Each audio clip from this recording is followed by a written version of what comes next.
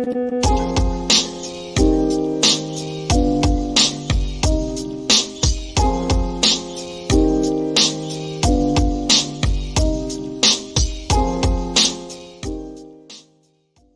want to introduce another guest we have, Robert Groden, who was celebrating his 18th birthday on the 22nd of November in 1963.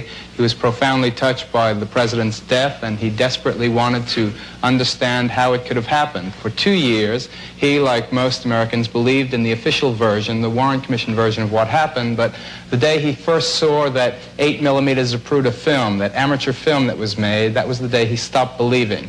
Robert, welcome, and I wish you could set up the Zapruder film a bit for us, and we'll get right into it. Okay. Abraham Zapruder was a Dallas dress manufacturer, and it was pure accident that he brought the camera with him that day. He almost didn't. And he was looking for a good vantage point, and he picked a point on Elm Street in Dealey Plaza in downtown Dallas. As the motorcade passed in front of him, he got what is, frame for frame, the most valuable historical document of all time. Whoa. Here we are. And here we are. After how many years was that? 1975, Bob? 75, yeah. Wow, going on almost 50 years. It's been a minute. Wow. I was just a kid.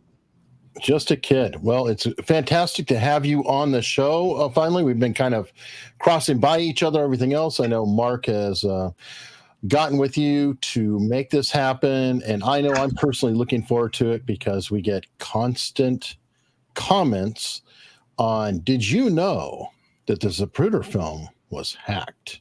But before we get into that, we'd like to go into your past. Like, I didn't know that you turned 18 on that, so your birthday is shared with that day. Are there a lot of other researchers in the community who have their birthday matching the death date? Well, the thing is this. It was my birthday, and I pulled a Ferris Bueller. I gave myself the day off. I cut school. And it's very fortunate that I did, because it changed this whole thing.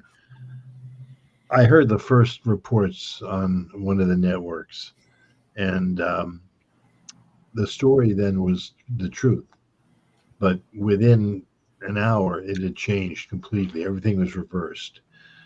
The original report said that the police were chasing the assassin across the railroad tracks behind an office building. That disappeared. It was over 30 years till I heard it again.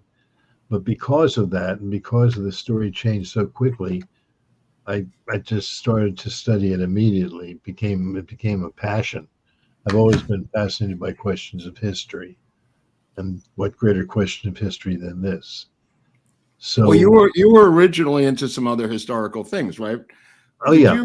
You were into Jack the Ripper, I once read years ago. Am I crazy, or you were into Jack the Ripper, the Black Dahlia? Oh, the Black Dahlia, yeah. Well, who isn't into the Black Dahlia, Bob? I mean, everybody. Yeah, one of the great unsolved mysteries of all time. True. But anyway, I read everything I could find. I saved everything I could find. I've always been into photography, so I started collecting the photographic evidence in the case. And ironically, that's what got me into finding the Zapruder film, which was a gift to me.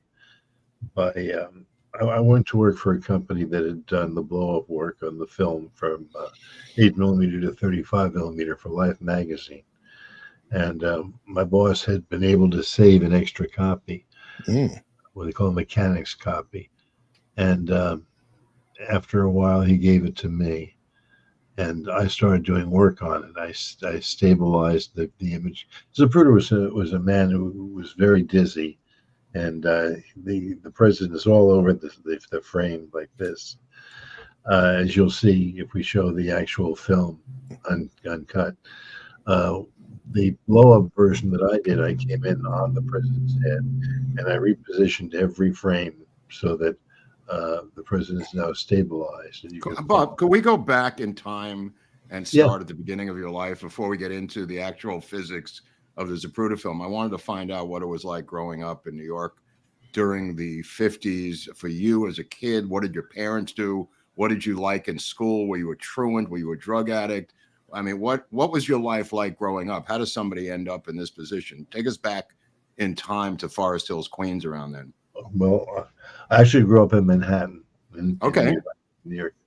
And in 1960,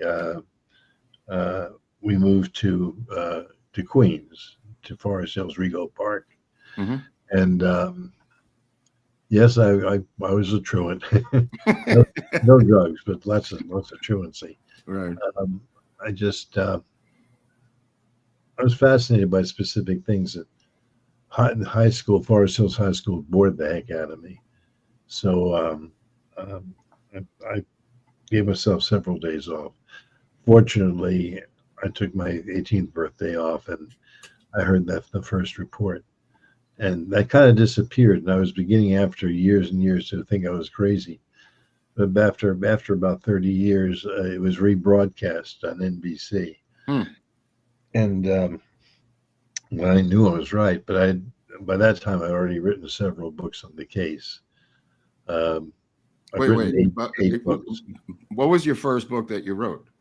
The first one was called JFK: The Case for Conspiracy. That was 1975.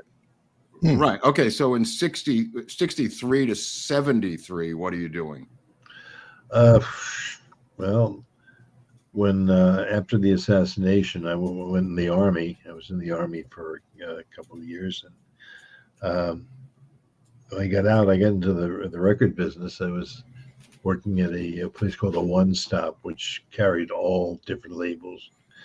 And when the industry started going downhill, they let me go, and I went to the New York State Unemployment Service, and the young lady I spoke to was apparently impressed, and she asked me to go to a place where her boyfriend worked, and his best friend was the co-owner of the place. It was called Effects Unlimited. And this is Mo Weitzman. Yeah. Basically, I remember them doing a lot of blow-ups of 16 to 35 films. Was that where people would go for blow-ups in New York, right? Yeah, we did all that stuff, but nobody did it from regular 8 to 35. Right. We did. Right. We did all this stuff for the Woodstock film. You did Michael Wadley's film Woodstock. You blew that up. Right. Almost all the stuff that's in it was 8mm. But nobody had the equipment to do it. We did. The Life magazine found out about that, and they brought us the original film. And the original Zapruder film. Yeah. Which they had purchased from for $250,000 from Abraham Zapruder. Anyway, the film had never been seen. They bought it. They published individual frames in Life magazine and several European publications as well. But they never released the film itself. They were never going to. I became famous or infamous, take your pick, when I appeared on Good Night America. And people started bringing me other films and asking if I could do something with them. Oh, I'm very glad you've got this. The original, what you're showing there, is the original a memorial edition to President Kennedy, and the original Zapruder frames were printed in black and white. Nobody knew it was in color, but they presented that, and that became a very, very important thing. One of the things that we're going to talk about today, which is extremely important, is the issue of where did all of this take place? The work on the film to create the black and white images. Question real quickly before you get into that. Did they print it in black and white to lessen the impact to people's sensitivity because of how visceral that is? No. As a matter of fact, the key frame 313 of the head explosion, they didn't even publish there. They cut out. This is just a small sample of what existed. The thing is that it would have taken them too long to process it immediately in color. So they did a black and white transfer the week after the assassination. And this is very, very important to the thing we're discussing today, because I'm going to go into all of that when we get to other pictures on this. When they published the color pictures a week later in the next issue of Life, they showed them in color, and people are still asking me whether it's colorized or not. It's not. It's actual original color. The impact was just incredible, and everybody who was investigating the case wanted to see the film, and I had it, but I was afraid to show it. You know, first of all, I wasn't supposed to have it, and when I trusted a few researchers in the case, and I let them know I had it, let them see it, they asked me to release it publicly, and I said, how would I ever be able to do that? So it didn't happen for a while. I released it in November of 1973 for the 10th anniversary of the assassination. Well, Bob, let me ask you something. Did you screen it up in Boston University at a seminar? Yes, it did. And how was that received, and what were those people doing there? Well, the thing is this. The first time I released it was at Georgetown University. Okay. November of 73. Right. And it was not covered by the press. The press didn't care about it at all. So right. Nothing happened. Nothing happened. But I was asked to do it again in Boston, what you're talking about now. Yes. And that was covered by all the the networks, and it became a national news story. Right. And were there other films released before that point? No, none of the films of the assassination. There are 5 that were taken. Zapruder, Nix, Muchmore, Bell, Hughes, Towner, German. That's a bootleg. What about this one, Bob? That's legitimate. Okay. See, Hunley, you got the bootleg. This is legit. Okay. Anyway, who knew? Well, it's still available. People aren't really as concerned with DVDs the way they were for quite a while. Right. Well, anyway, in the audience when I was showing the film in Boston was Dick Gregory, and he came up to me afterwards, introduced himself. I said, let me just explain. People don't know who Dick Gregory is, Bob. Okay. Dick Gregory was a black social satirist, kind of like a black Mort Saul at the time. He'd been on the Ed Sullivan Show a million times and was a stand-up comic, and also political, and would later get involved in a lot of political causes. Wasn't he influential to Richard Pryor and like his best friend, and that I don't tied know. in through all that too? That I don't know. Well, yeah, they dealt with issues separately and in different ways, but with the same result. Anyway, he introduced me, and he said, "You've got to do more with this." I said, "What do you suggest?" He said, "Well, let's talk about it." And we met, we talked, and he said, "Here's what we're going to do. We're going to take the film to Chicago, which is where he had a lot of connections with the press." And he said, "We're going to release it to the Rockefeller Commission as evidence of conspiracy and possible CIA involvement in the killing." That's what happened. That's what we did. Because Dick had appeared on several news stories with me within the first couple of days, Geraldo Rivera got in touch with Dick's wife, and Lil, and found out where he was going to be. And we were actually testifying. I was testifying to the Rockefeller Commission about the conspiracy. Bob, tell the audience what the Rockefeller Commission was and how it fit into the lineage of these investigative bodies. Okay, the Rockefeller Commission was put together to investigate the CIA's involvement in political assassinations around the world. But they were ignoring here in America. And I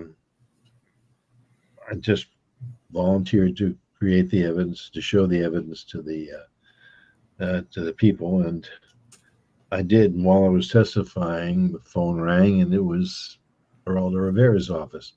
They wanted to know if I would do the show. I agreed, and I showed the film, the first national showing of the film ever. And For the people at home, Geraldo had a late night talk show called Good Night Good America.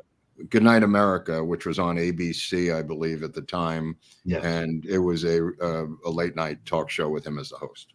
Right. It went up against the Tonight Show. Yeah. And for the first time in history, somebody got higher ratings that night than the Tonight Show. It was such a impact that they had me on the show again just a few weeks later, and I was asked to come down to Washington D.C. and present the evidence before Congress, and I went in front of the House of the House of Representatives, and I showed the films and photographs, still photographs, and some of the other films as well. In open session, Bob? No, this was a separate meeting. Okay. Anyway, there was enough interest there, and Congressman Thomas Downing of Virginia introduced legislation to reopen the case, and that led to the creation of the House Select Committee on Assassinations. Congressman Downing asked me if I would be staff for the entire life of the committee, and we just uncovered a tremendous amount of stuff. And this was originally run by Tannenbaum, replaced by Blakey. Originally, it was done. The person running the show was Richard Sprague. Oh, Sprague, right? Yeah. Yeah. And then when he left, when he was maneuvered out of it, Bob Tannenbaum took over as the director. But he wasn't going to stay as director because he didn't want to build his situation there based on his friend Dick Sprague being kicked out. So eventually, Bob quit. He just said he wasn't going to. If he wasn't going to get support to tell the truth and show everything, he wasn't going to do it at all. Mm-hmm. And so he's an ex-New York City police official. Just for people at home, he was. He's truly a great man. He was mayor in California. Oh, right, yeah. It's Beverly Hills. Beverly Hills, yeah. And he's just a really great guy, and he's remained a friend through all these years. And the House Assassinations Committee ruled that to a 95% certainty or greater, there was in fact a conspiracy to kill the president, but it had been too long to investigate additional information and see if they could find who actually did it. Unfortunately, they still say that Oswald was part of it. He was actually a shooter. In fact, he wasn't. There's much more evidence that goes along with that through the years. Medical evidence, photographic evidence, eyewitness testimony, all shows us that there was more than one shooter. The evidence is that Oswald was not one of the shooters, but they insisted that he was. Anyway, it became very, very difficult to try to deal with these things, with these problems. But through the years, we've had to put up with it. Anyway, was Blakey trying to steer the thing towards the mob did it conclusion?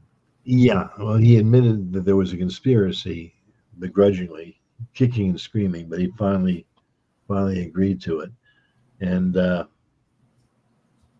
thing is that one day when I was there in the offices in Washington,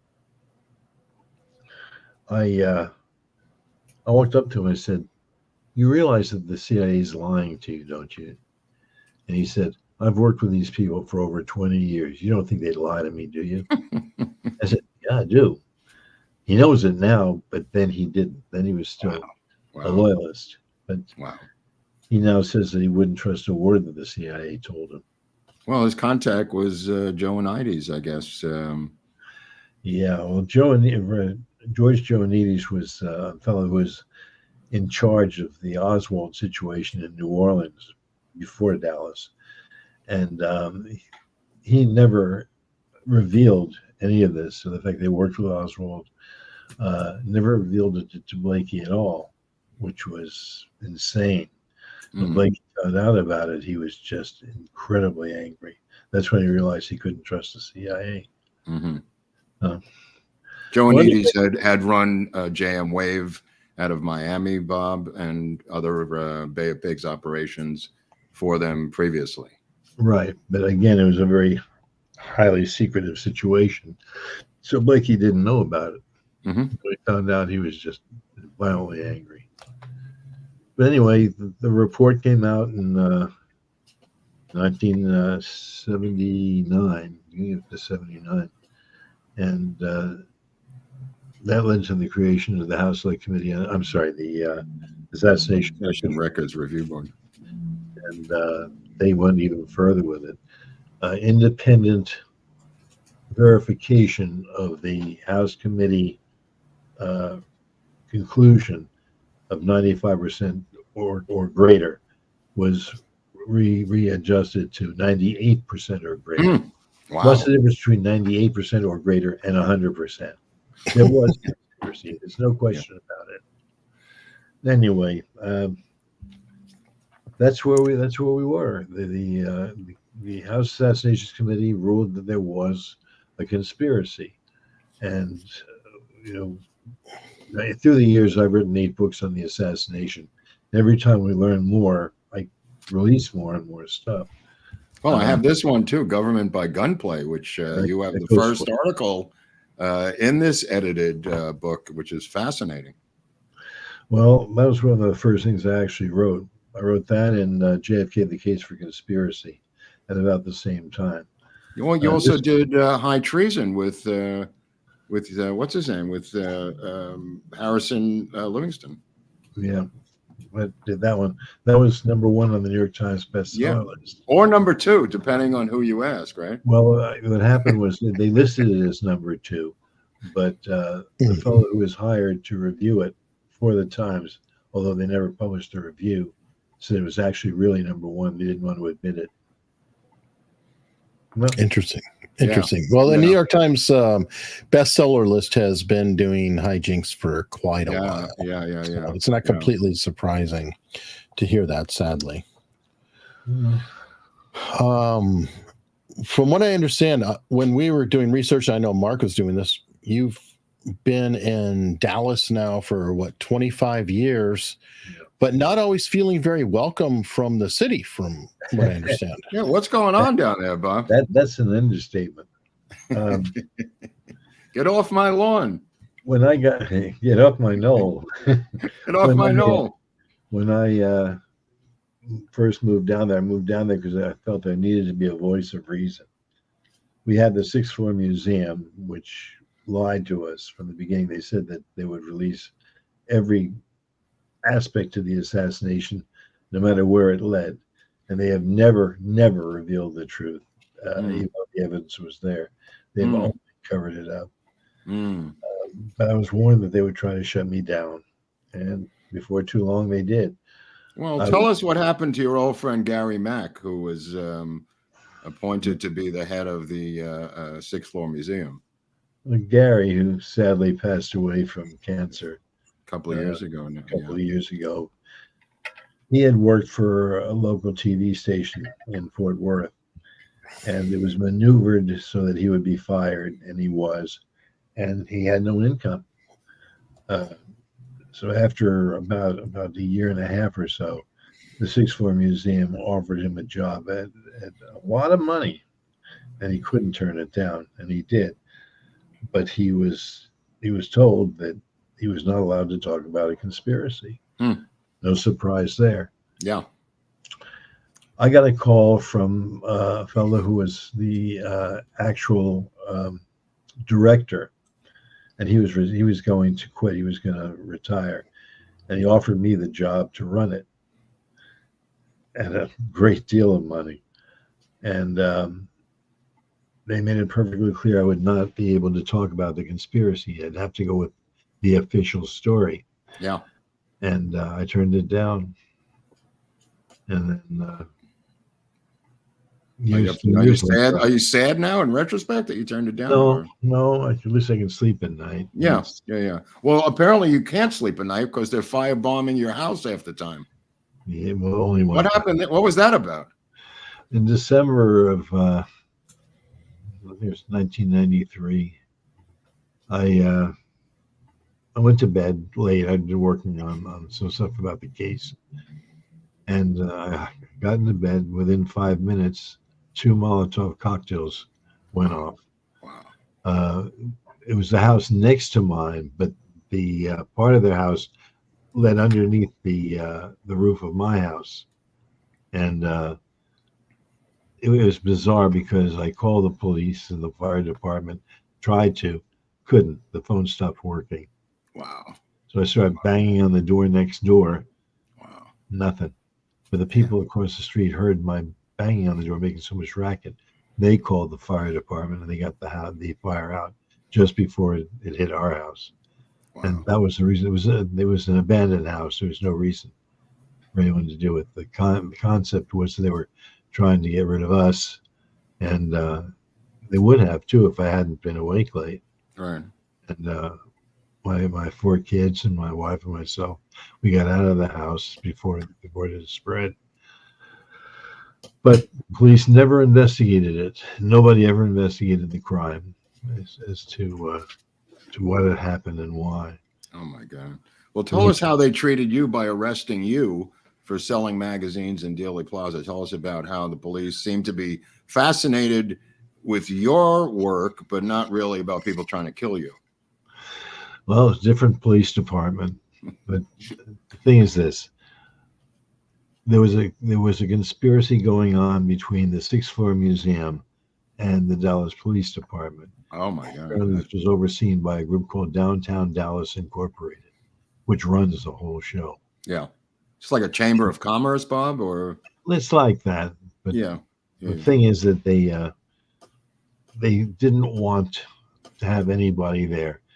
The one that was the biggest trouble for them was me. So I started to get ticketed. I ended up being ticketed 84 times and thrown in jail twice for selling a newspaper, a magazine. And one of the judges, because go back 84 times in front of the judges, one of the judges, who was really, really a nice guy, said, "Look, Mr. Groden," said, "this is a federal case. You know, it's a First Amendment violation. Right. Said you should sue the city." So I did. That's a good tip.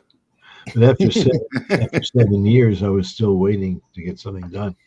In the 7 years, we finally got a decent judge in the case, and he ordered the city to leave me alone, and I won the case. So since then, they've left us alone in the plaza. For the people at home, Robert is outside with a lot of different periodicals and selling his books and things of that nature, and they're not happy about it because their library, their bookstore, as Robert points out in his book, and I just took Hunley there, shows nothing but non-conspiratorial books, Robert, right? I sell books to show that one person alone could not have done this, that there was in fact a conspiracy. But And their books seem to be Gerald Posner type books and Bugliosi. Eric and I were looking at those books, right, Eric? Well, Yeah, well, the Wesley Buell Frazier had just come in, and Frazier just had a book out. Yeah, hot item. Was Gary Mack involved in this dispute as well? Well, yeah. What happened was Gary is the archivist of the depository, the museum, the 6th floor museum, which we call the Conspiracy Didn't Happen Museum. And the thing is that Gary wouldn't let them carry anything that said there was a conspiracy. Wow. That was the point of view of the museum, and that's what they still do today. Yeah. We were promised that they would present all sides. They never did. They conned me and others into this issue because I helped design the 6th floor. There's used to me throughout the area on the 6th floor. Anyway, the thing is, we get people in the Plaza all the time, just tons of people. Not as much now as we did before, but still quite a few. And there's essentially three types of people there. There's the ones that know there was a conspiracy. They're knowledgeable about the case and know what the evidence is. Then there's the kind who just believe what they see on TV and just simply will not accept the truth, and they argue with you with no knowledge of the case whatsoever. Sounds like our comment section. Anyway, well, they want to know, and that's why I'm there, to let people know what the issues are, what the evidence is. And my publications deal with the photographic evidence, the medical evidence, ballistics evidence, eyewitness testimony, the stuff that the 664 should be dealing with and won't. Well, if you could get one book, people are always asking me, Bob, all the time, which book, if I had to get one book, what book would you recommend? And occasionally, I'll recommend On the Trail of the Assassins, or I'll recommend Jim Mars's work, or, Jim DiEugenio. But if I had to pick one book for those, writing impaired and visually impaired, or visualists who really want to see a book that you can go through visually with type and understand the assassination cleanly. This is, I don't know if it's out yet, but this is Bob's new book. It's called Absolute Proof. These are coffee table sized books. So these are heavyweight things that are keepsakes forever. But going through this book, you will understand quickly, visually, what Robert is talking about, what his work has been for over 25 years of making these three books, which I really love. My favorite three, and I don't know if they're available any longer, is this was the first one I ever bought of yours, Robert. This is also a coffee table book, The Killing of the President. And then my favorite one is The Searching for Lee Harvey Oswald. A lot of people tell me that that's their favorite. Yeah, that is my favorite. Absolutely. I go back to it all the time. But the new one is unfreaking believable, Groden. I mean, everything in here, if you want to get one book and explain it to your recalcitrant, crazy, drunk uncle, get him this book, for Labor Day, and he will enjoy this along with the rest of your family. It's a keepsake forever. Well, the thing about that book, which I'm really, really proud of, is it actually has 1,000 photographs in it. Literally 1,000. Between those three books you've got there, I call it the photographic trilogy. The trilogy, 2,200 pictures. Wow. How many did the Warren Commission release? 6. How many? Is that true? No. Yeah, on their own, yeah. Oh, wow. They reprinted other things that had been in newspapers and like that, but they released 6 photographs on their own. But there's a lot of new stuff in here too.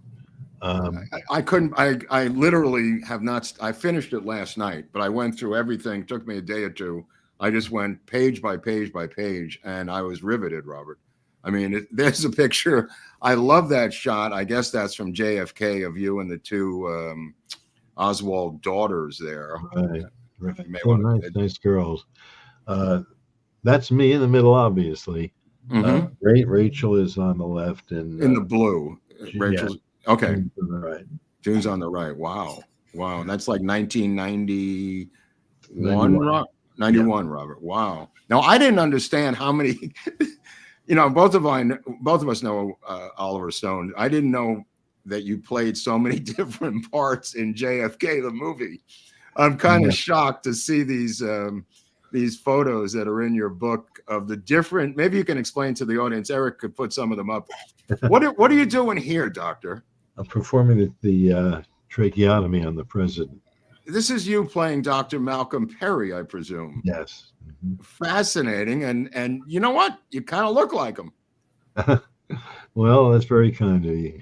He was a great friend, and here I am playing another doctor. This time with a beard. The other one I wasn't.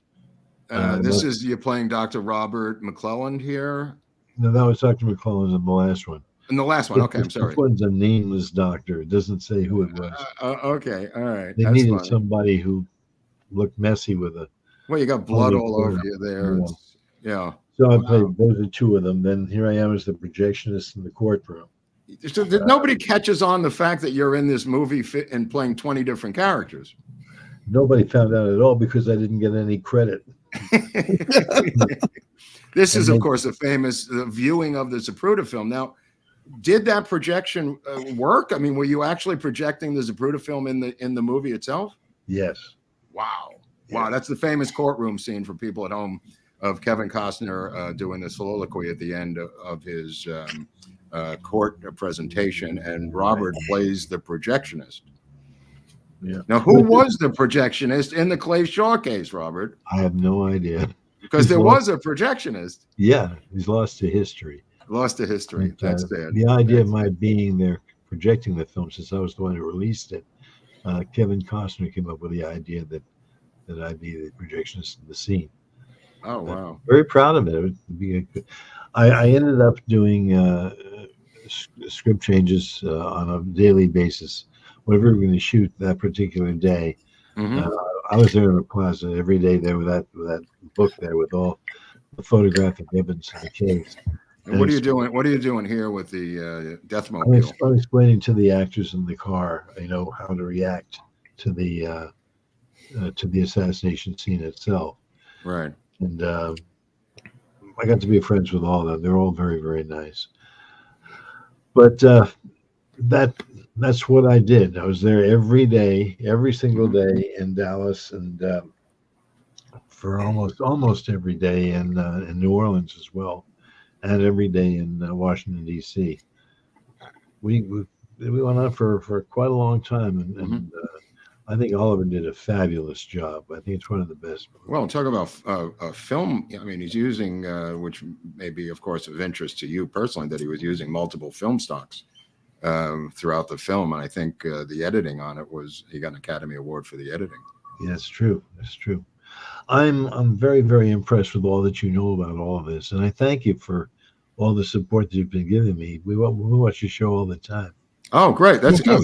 Well, let me just get in the weeds about this, because there's some photos that are in your book that are vindicating me personally, that I am very happy to have the audience take a look at it. And one of them was the photos you were showing of the other windows of the Texas School Book Depository, Bob, up in that corner, which I have always believed there was a shooter and that Connolly was shot separately, because the angle on Connolly is so steep. And I've been talking about this. We did an episode or two on Connolly.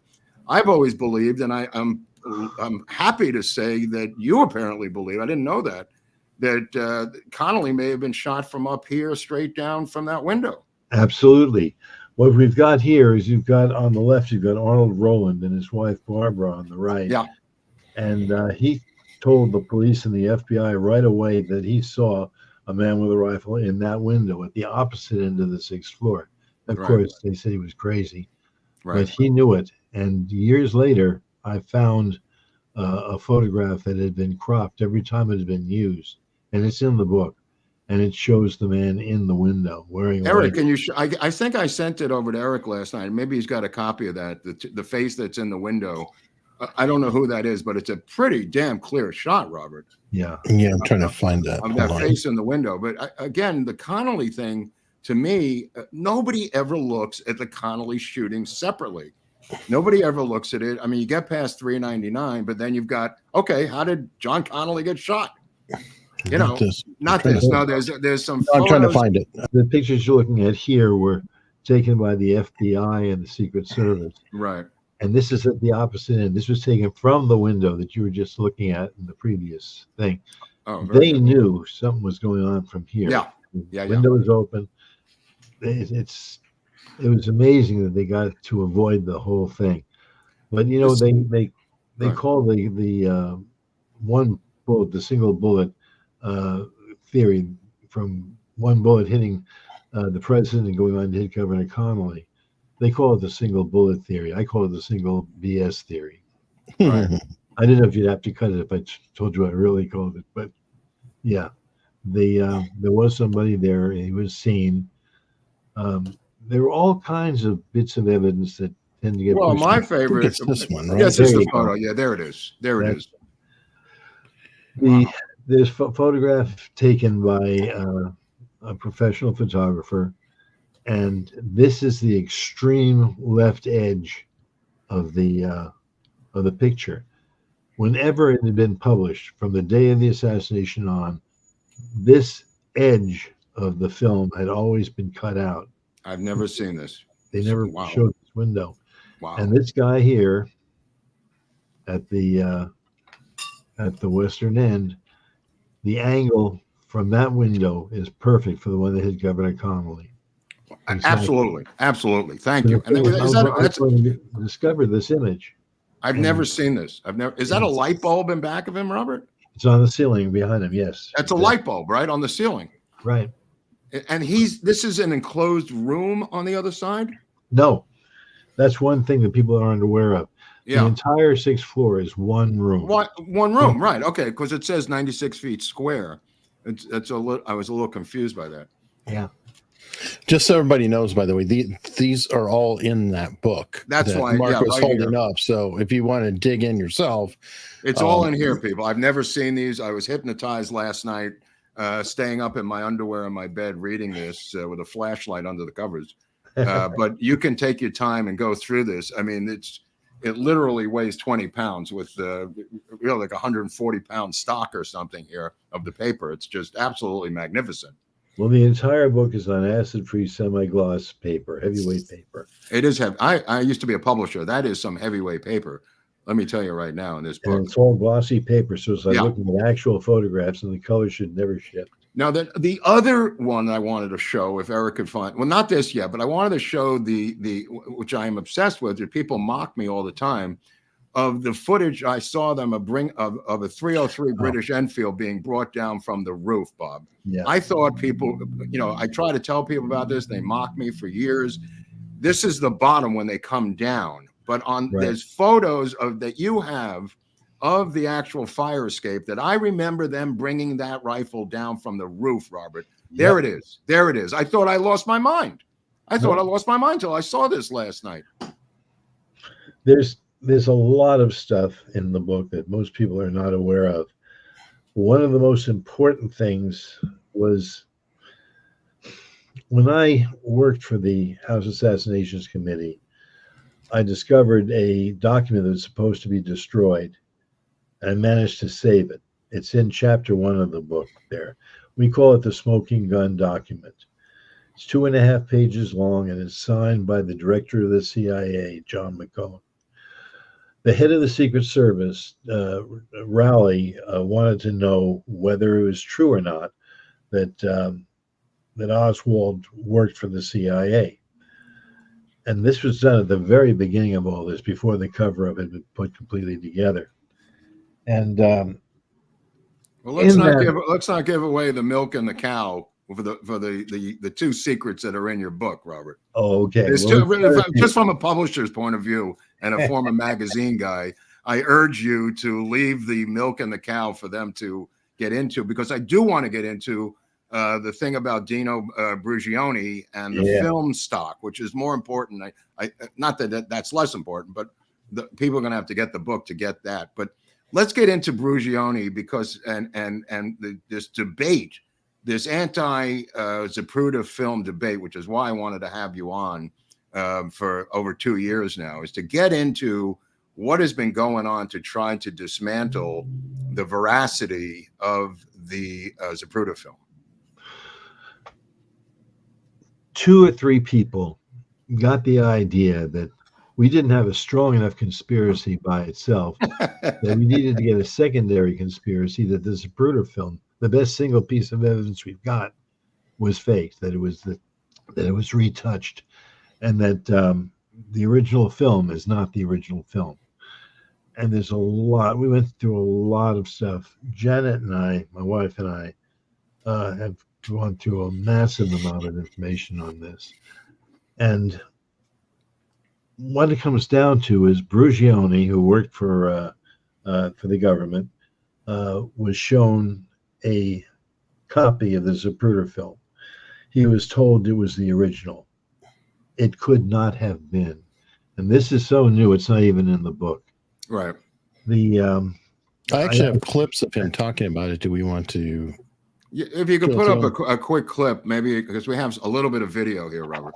Yeah, well, This is him talking about his being sure. I believe it's this one. Hold on. Okay, here's the important thing. The Zapruder film was 8 millimeter. Mm-hmm.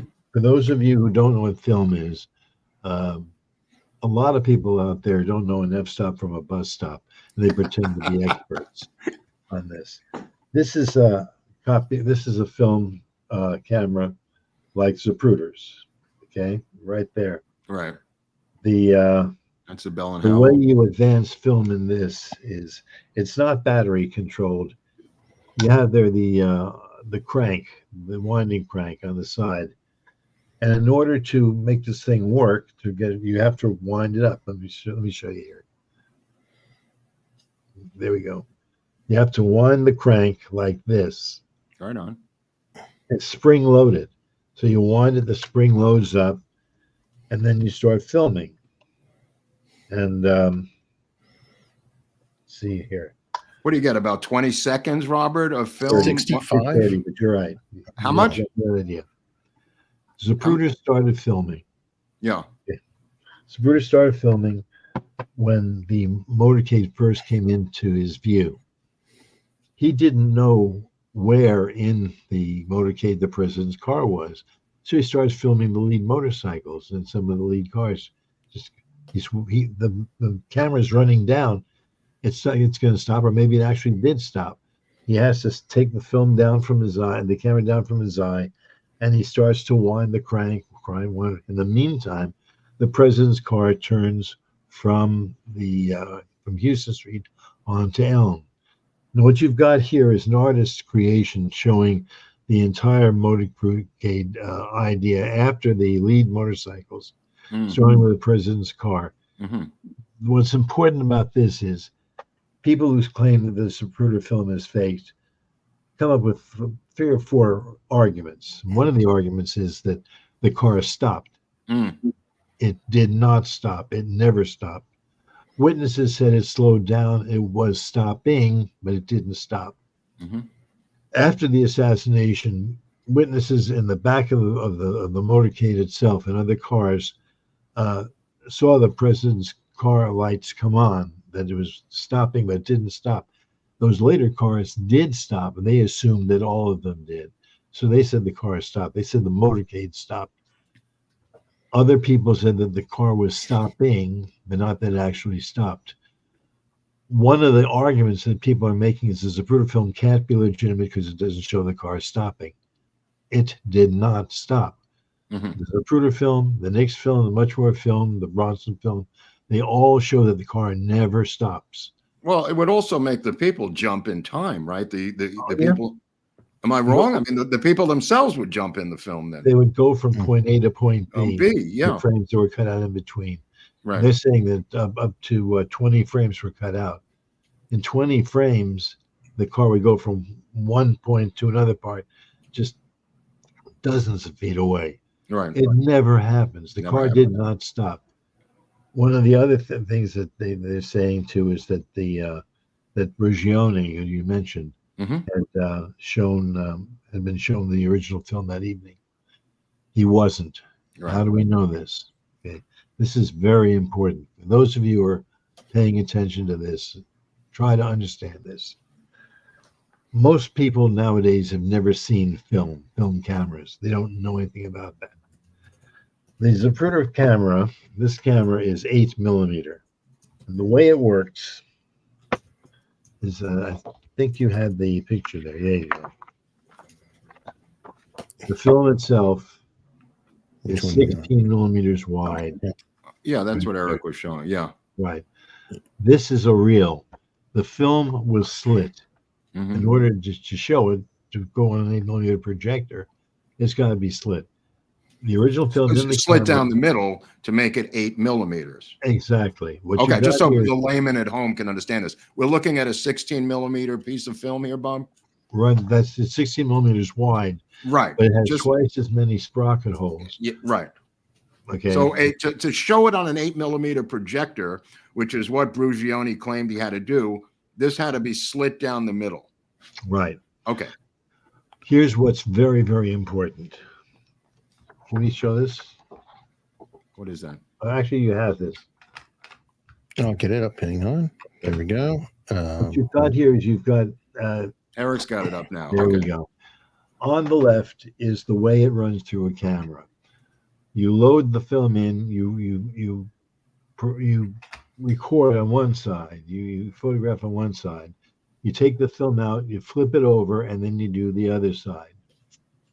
When the film is processed, it's slit down the middle, and part A and part B are actually spliced together, and then you end up with what you've got on the right, which is an 8mm wide film. Brugioni claimed that he had to go out and buy an 8mm projector that night in order to show the film. I just want to stop you right there, because when I read that, I said, why doesn't the MPIC have an 8mm projector as a film center? Very good question. Thank you. I don't have an answer. No, neither do I. I'm just putting it out there. I found that to be bizarre. When I was working for a company some years ago, we were trying to get the rights to the Zapruder film, and they wanted $10,000. Left wanted $10,000 for it. We hunted around. We found enough money to pay the $10,000, so they raised it to $20,000. When we finally got the $20,000, they raised it to $50,000. There was just no way. But while I was working for them, Life gave me access to their entire film library on the assassination. And I found something that is the absolute hidden gold mine of all of this evidence. This is you should have this too, Aaron. I do. What this is the unslit Zapruder film. Side A. Side A is on the right. Side B is the assassination footage on the second side. Interesting. There's a couple of things to tell you about this. Okay. This is 16mm wide film, but it is 16mm film.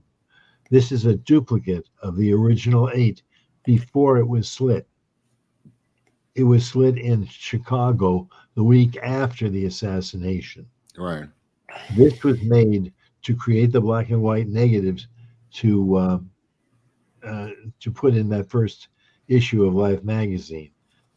I know it's hard to figure out what this is, but for those of you, you might be able to make out that this is the Dealey Plaza scene on the left. Yeah, you can barely. You can see it. Yeah. But the reason why this is so important is because Brugioni could not have projected the film because it was still 16mm wide. A week later, it still hadn't been slit.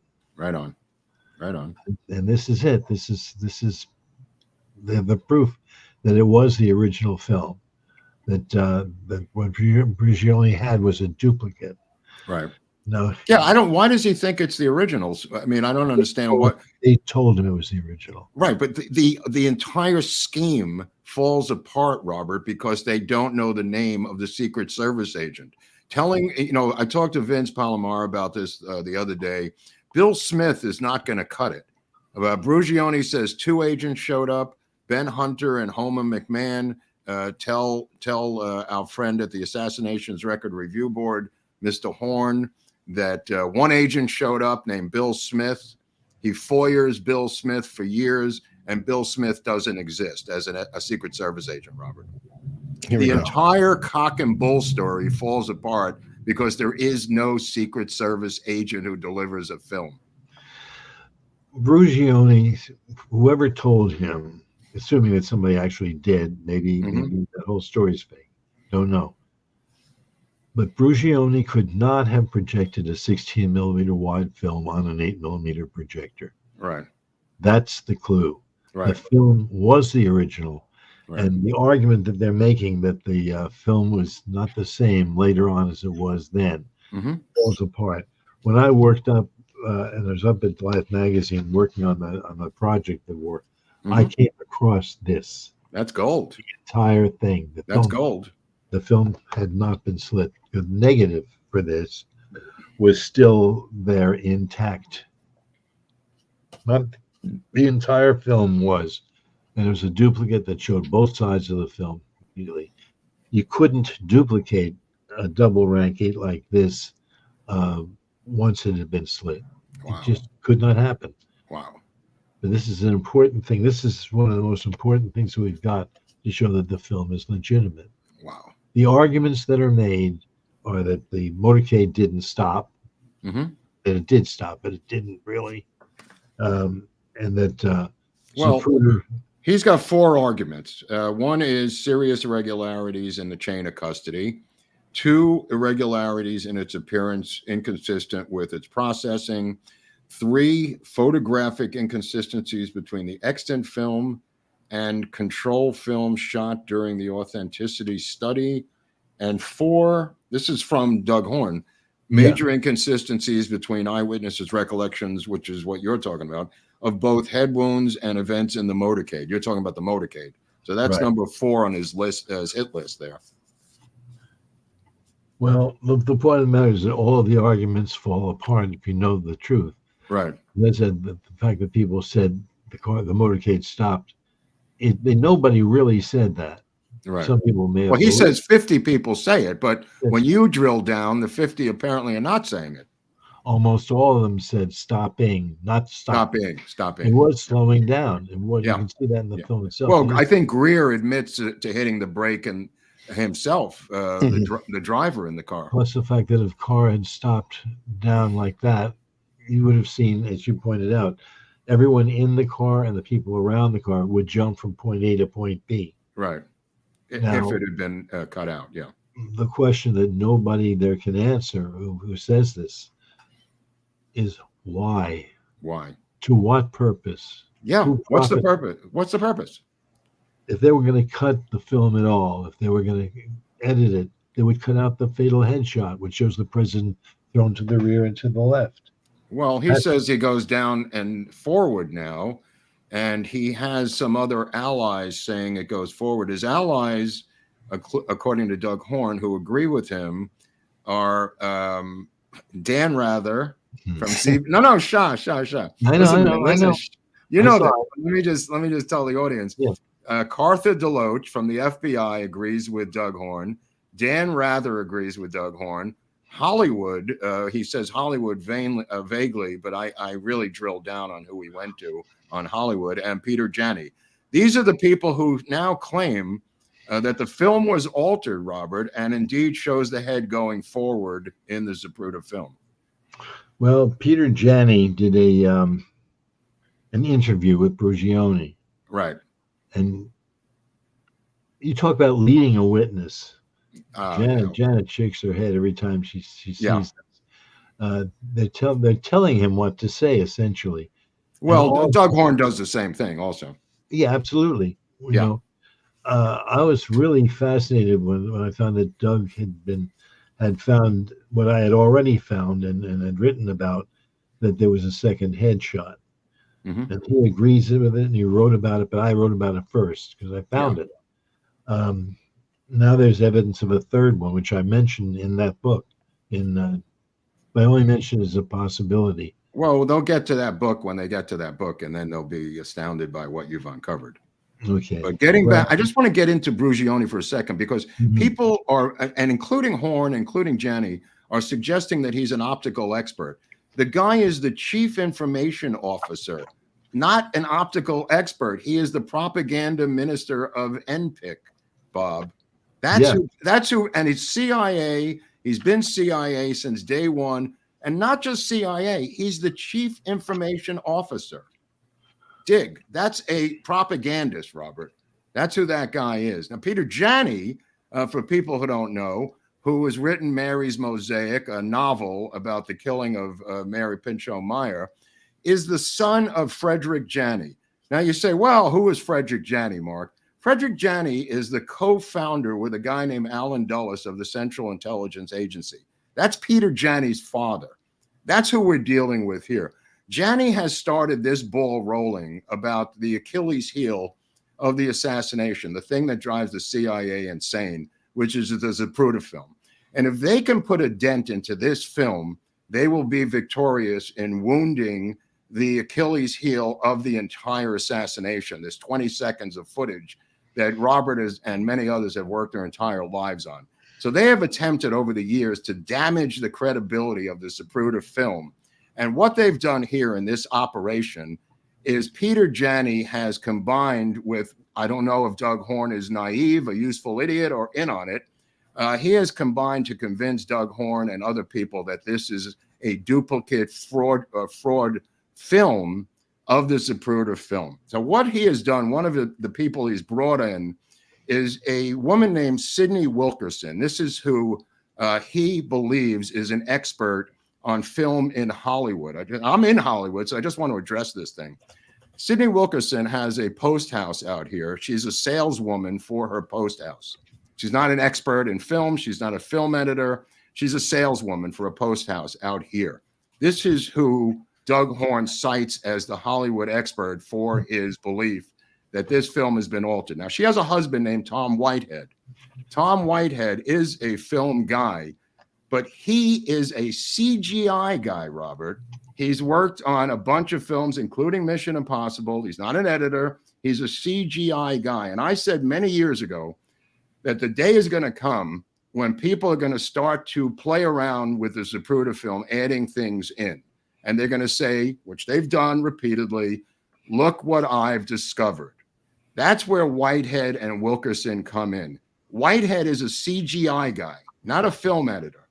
And these people are the ones that are in bed with Doug Horne over this issue with Brugioni and Peter Janney about this conspiracy, as you call it, to dismantle the accuracy and legitimacy of the Zapruder film. By the way, Mark and Robert, you can probably speak to this too. I deal a lot with AI.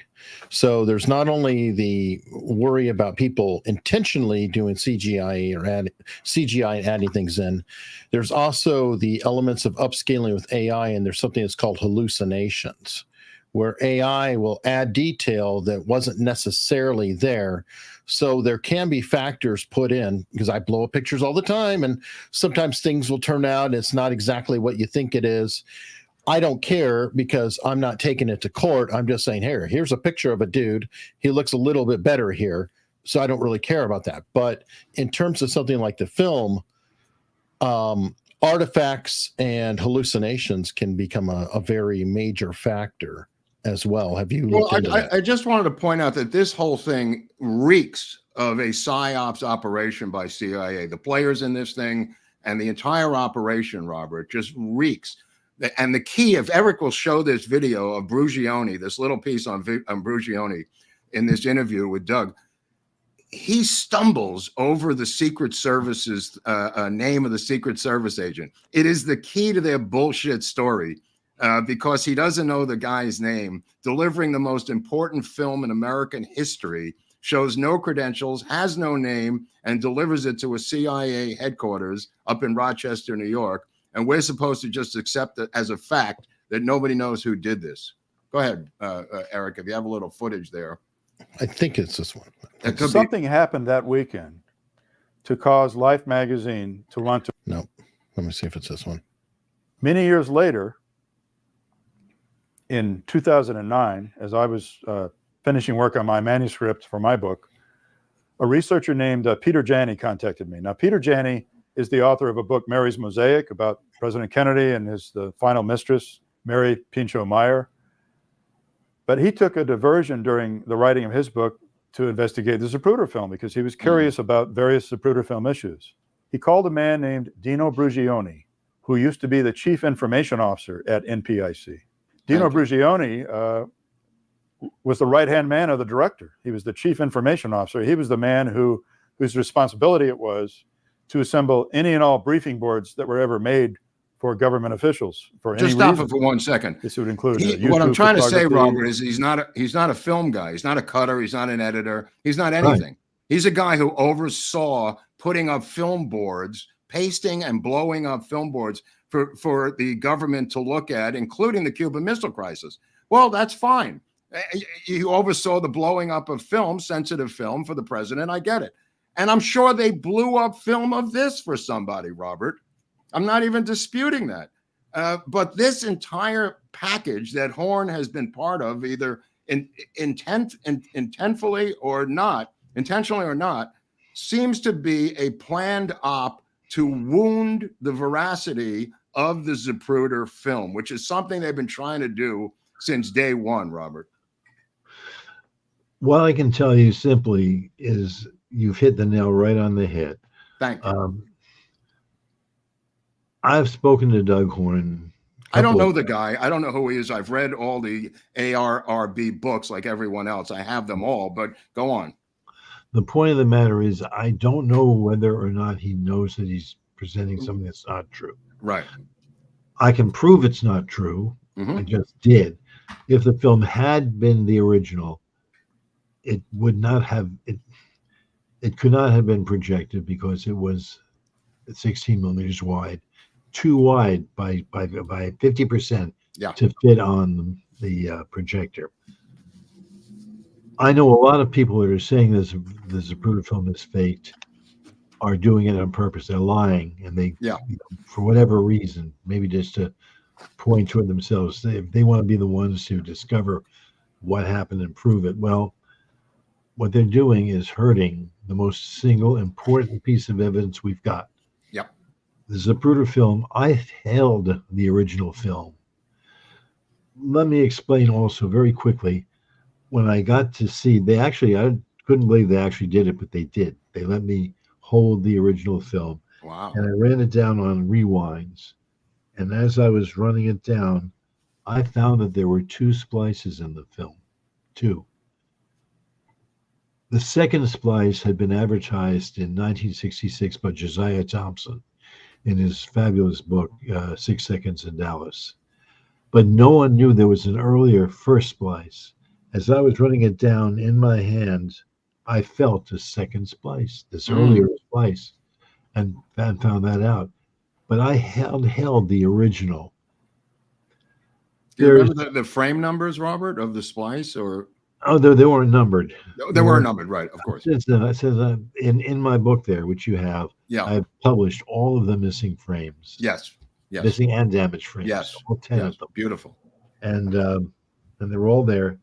But the point of the matter is that the film itself was called Be-Wind. Let me explain that. There's 2 ways of reading film. You can read it through the base or through the emulsion. The emulsion is on one side, which is where all the chemistry works and like that. The base is what holds it all together. Original films are all B-wind. That is, they read through the base. A-wind is what you forgot when you have duplicates. They're made together. They go emulsion to emulsion, but it ends up being backwards. So it reads through the emulsion. The original Zapruder film is B-wind. I've held it in my hand. I can tell you it is B-wind. And, that could not possibly be. Doug Horn and others talk about using optical printers. Well, for 20 years, I've ran an optical printer. It was my job. Yeah. None of the people that are talking about this have ever done anything like that. Like I said, they can't tell enough stuff from a bus stop. Right. And none of these are film people, Robert. Exactly. But the point is they're being presented as film people. That's why I wanted to bust this guy open, this Brugione. He's not a film guy. Well, I think what he's telling us is what he believes to be true, but it could not be. He's not alive anymore, so we can't go up and talk to him about this, sadly. Hold on. You're going to love this. Hold on. Don't worry. We've got an expert in the comments. Cat Daddy Steve says that Brugione, in fact, is the highest level of film development and analysis since World War II. So that's not true at all. That's absolutely Daddy untrue. Steve. that's absolutely untrue, my friend. He was a mouthpiece for NPIC. He was their spokesperson. Get it through your head. This is not an optical film guy. He oversaw workers doing it, and he doesn't even know what Horn is talking about, that Ben Hunter and Homer McMahon, the 2 physical optical film guys, were making these boards, and he doesn't know anything about it in the interview that Horn does of him. I mean, that's why he undermines Brugioni in the interview. Let me explain too. I mean, there's so many thousands of things to deal with. Right. As a point, Yeah. we have copies of the boards that were created. When you're dealing with an original film, you have a specific range of color. It's very good. When you run a duplicate, they usually tend to be sort of cyanish, slightly bluish. Every single picture on those boards is got the cyan bluish tint, which shows it was probably from a duplicate. Right. But also on some cases, you can actually see some of the, in fact, I sent some stuff, I didn't send everything. This is from my copy of the Zapruder film. It shows this black frame here on the side. Yeah. The black frame is what you have from the duplicates. The original film itself, as uncut, is actually you're saying that if there's a black frame, it is a duplicate by design. Yeah. Right. And somewhere amongst all these pictures I made for you guys, this is the original film. This is from the original, which has it has no black border. Right there. Okay. Right. You can see the black line come in on the left-hand side of some of the pictures on those boards. Right. They made them from a duplicate, not the original. Right. And you know what? I don't even dispute that, because people want to have boards made in the government, Robert. They needed to have boards and blow-ups. What is so hard to imagine that somebody sent a duplicate film over there and said, blow up these frames so we could see them tomorrow in this meeting? Well, again, the whole concept of this and the whole argument that Janney and Horn have is that Brugioni said it was the original. Right. It couldn't have been. It wasn't. Right. But the reason why they're buying into this is because they're saying that the original film was altered and was different than what we've got now. Well, he goes backwards in time in the chain of custody, all the way back in his book, to how it was swapped out, from Zapruder himself. I mean, he goes into windows of time and availability of the agents to get the film, to get on a plane, to get to Rochester, New York. I mean, the minutia that he goes into is crazy, to back up his story. I mean, it's just like, whoa, bro. Well, he's not the only one. He didn't start this crap. I know. But he bought into it. Right. I mean, I didn't look at it for years because I didn't want to give it any weight, Robert. But I figured because you were coming on, I better take a look at this thing. And I didn't. Yeah, no, I'm serious, man. I didn't really want to look at it because I didn't want to get my blood boiling over this shit. But, I started watching the Brugioni interviews, and I just said, this guy is lying through his fucking teeth. I mean, I don't give a shit what you're saying. Any body language group that watches Brugioni in this interview with Doug Horn and says he's not lying shouldn't be in the business. Should not be in the business. Well, my question, and you might very well be right, but my question is, does he know he's lying, or was he deceived? Right. What he's saying is not true, and the whole argument that the film is fake depends on him. Doug Horn, I'm not sure about, because when I look at the interview early on, I do watch people. He has an uncertainty in his questioning and presentation, as if he's trying to be on script until the end. Watch him at the end, because he sums it up at the end of the interview quite demonstratively that this guy's telling the truth and this thing is a altered film, Eric. I thought the same thing as you. It seems to matter to the people who say it. They really need it to be a fake. Yeah. It's just not.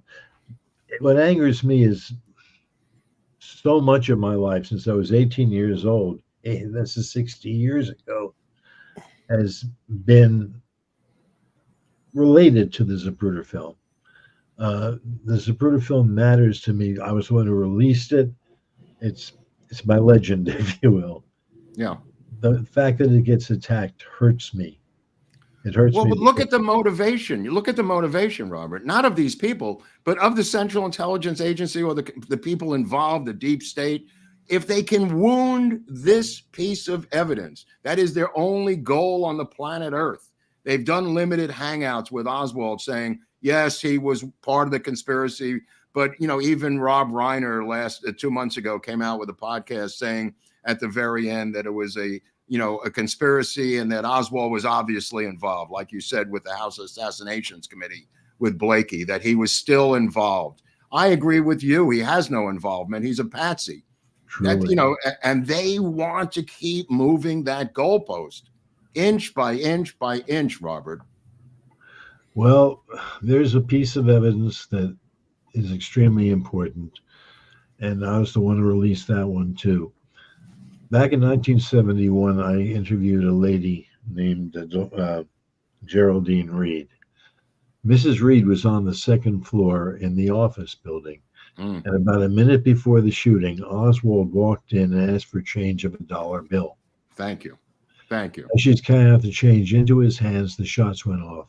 He had an airtight alibi. I mentioned this in the book. Yeah. I'm going to do a lot more. If I do another book, it's going to go into more detail about her. Yeah. She died the year after I interviewed her. This is the change that'll go into the Coca-Cola machine, Robert, right? Yeah, there you go. There you go. Thank you. And as my wonderful wife points out, said, where did they find Oswald right after the shooting? 72 seconds afterward, across the hall from her office, drinking the Coca-Cola he had just bought. With the change that he got from the $1 he gave her. Exactly. Yeah. Exactly. When I interviewed Mrs. Reed, she pleaded with me not to tell the story while she was still alive. She was scared out of her wits. Wow. She had told this to the Warren Commission, the whole story. They told her to keep her mouth shut. Wow. And she had. Good one. Wow. But when you get into all these little things, such as the three guys that were working on the floor below the so-called window, the fifth floor window with Givens. And, they were in the fifth floor. It was the sixth floor window. The sniper's nest. Yeah. They heard the shots, the bullet shells hitting the floor, they said. Clink, clink. But they didn't hear anybody running away from there. They didn't hear footsteps or whatever. There's something about the way they said they heard the three shots, quick, quick, bang, quick, quick, bang, quick, quick, bang. That last bang would have gotten rid of the empty shell in the rifle. It was still in it when it was found. Well, what about the configuration of the boxes, Robert? I mean, they're up there configuring a sniper's nest at a Bonnie Ray Williams lunchroom. I mean, there's multiple photos. You want to talk about photos? Your thing is photos. Look at the photos of the various configurations of the sniper's nest, bro. And they're all claimed to be the films, the boxes as they were at the time. Right. They're completely different. Some are two stacked on top. Right. One's on the windowsill. Yeah. It's crazy. It's there crazy. Are a lot of things like this that just make no sense. But that's sense. the photo stuff that it's in your wheelhouse. The reason I mentioned the sniper's nest. I mean, we and you talked about, Walter Cronkite the night of the assassination saying the sniper ate lunch while he waited for the president's motorcade. The sniper ate lunch, referring to Bonnie Ray Williams eating his chicken sandwich that the Warren Commission goes on for 17 pages about his goddamn chicken sandwich, Robert, and his Dr. Pepper and his cool cigarettes. That's go ahead. I'm sorry. No, I want to jump back to the Zapruder film because one more question came in, and Bob sent me some things ahead of time. I don't know if we addressed this, the blackhead blob in the Zapruder film. You talked about lighting, and can we cover that, because I think that's something we missed coverage. Yeah. I want to get all the elements of that. Good point. Good point. When you mentioned Sydney and Tom Whitehead. Yeah. Their argument that they found one frame in the entire Zapruder film, one frame that shows something that they think that they found. They're dealing with an absolute crappy copy. It's a 4K copy, which is supposed to be so great. Yeah. But it was made from a copy in the National Archives, which is crap. It's garbage. This is the one they released on Facebook, Robert? Yeah, they released one frame of it. I've got And a then I copy. think the museum forced them to take it down, Bob. Oh yeah. Yeah, I think the museum itself forced them to take down their copy on Facebook. Well, I don't. Because oddly enough, which I don't even know if you can explain, the museum owns the copyright on the Zapruder film? I can explain it. Thank you. How is this possible? The original film was put by the Zapruder family into the National Archives for safekeeping. When the family wanted it back years later, the archives wouldn't give it to them. That's nice. They said they got to hold on to it. So the Zapruder family sued the government and the archives to get the film back or get paid for it. There was a whole series of hearings held in Washington about this, and it was determined the value of the film would be about $16 million. Right. Yeah. The Zapruder family got the $16 million. Right. For $2 million more, for $18 million, they would have gotten the copyright as well. Oh my God! You got to be kidding me! They turned it down. The Sixth Floor Museum owns the copyright on the film. Oh, they don't have the original film, but they got the copyright. Right. So that's the story about that. Oh my God! But here's the story. This is very, very important. Go ahead. In this one frame that they found in California, it appears to be different. Where they did a digitometry reading on the film, and what they've got, this is something that Janet and I found in Indiana. This is a piece of pottery that was in a museum, and we found it, and it just hit me. This is what they're doing. In the Zapruder film, the rear of the president's head shows the rear of the head, and it shows the hole in the middle where the bullet exited. Oh, you got it there. Great. Okay. What they did is they did a digitometry reading on the hair on the outside and the hole on the inside, and they found a difference. And that difference has artifacts that are digital that are put in there because it's a digital copy of a crappy original copy. They're reading two different things, and they're saying that the area which is the hole is actually something that's blocking it, holding it up. What you've got here, you've got the Zapruder film showing the sun coming from the opposite direction, and what you're seeing there is a hole into a darkened area of an empty head. That's what they're seeing, but they're misreading it. Wow. And they've gotten themselves into this belief that what they found is somebody magic markering the back of the person's head. Right. In the book, in JFK Absolute Proof, you will find photographs that show the damage to the rear of the president's head.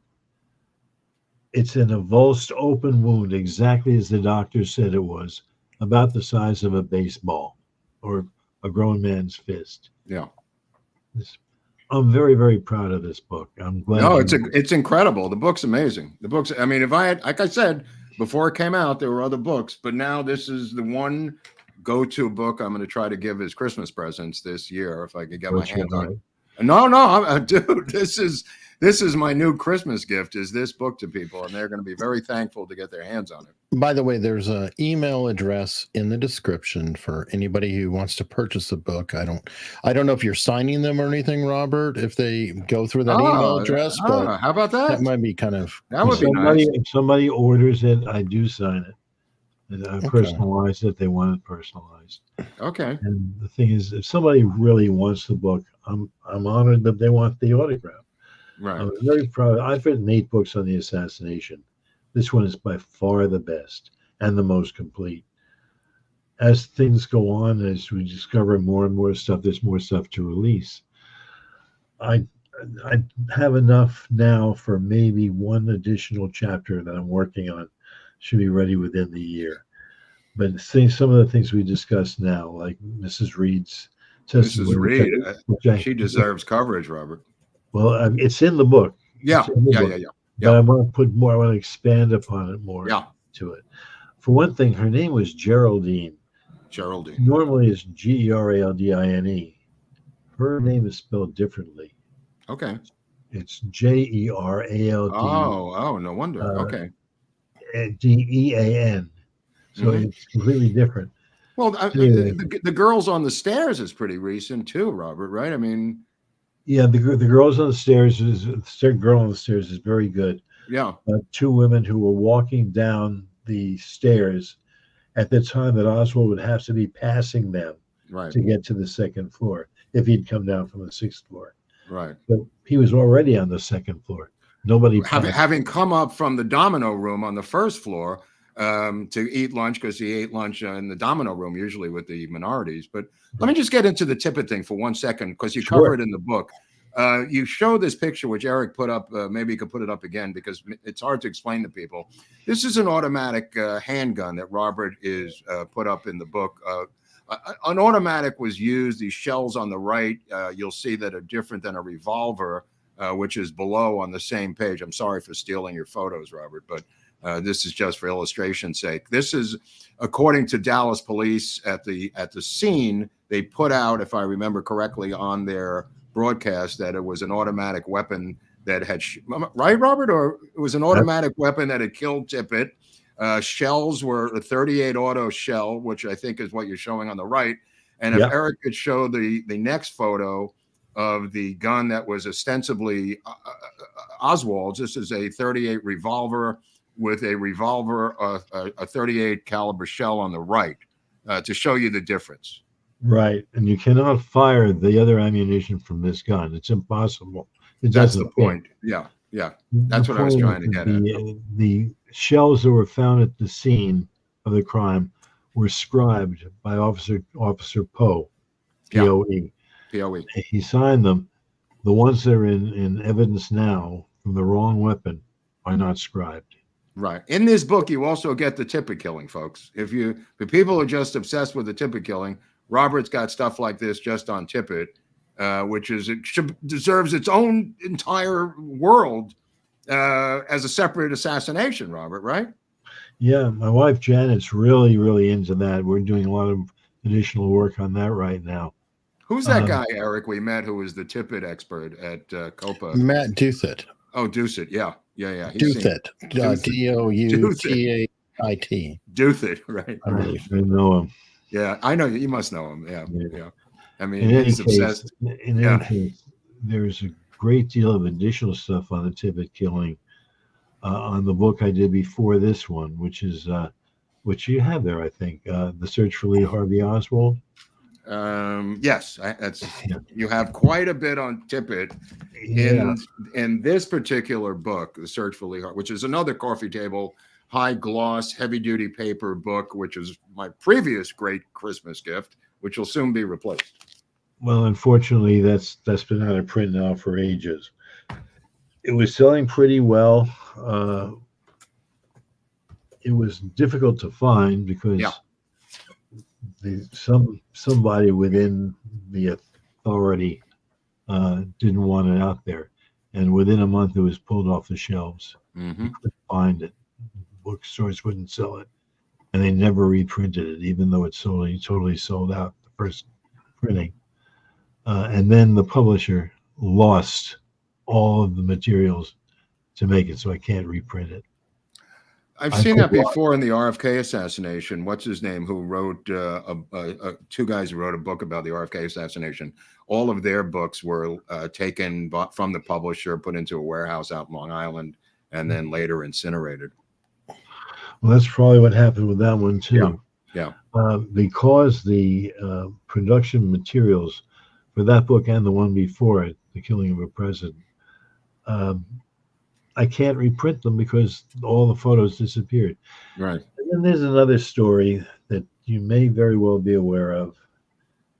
I had a woman who worked for me for about a year. One Sunday morning, I went to work, came back, my files were empty. Oh, boy. Thousands and thousands. Oh, boy. Originals, duplicates, whatever. There's no question about the fact that she took them. Yeah. Because she was the only one who was in the house. Yeah. And I went to the police. I went to the sheriff's department. I went to the DA's office, even the Texas Rangers. nobody would lift a finger to try to recover them.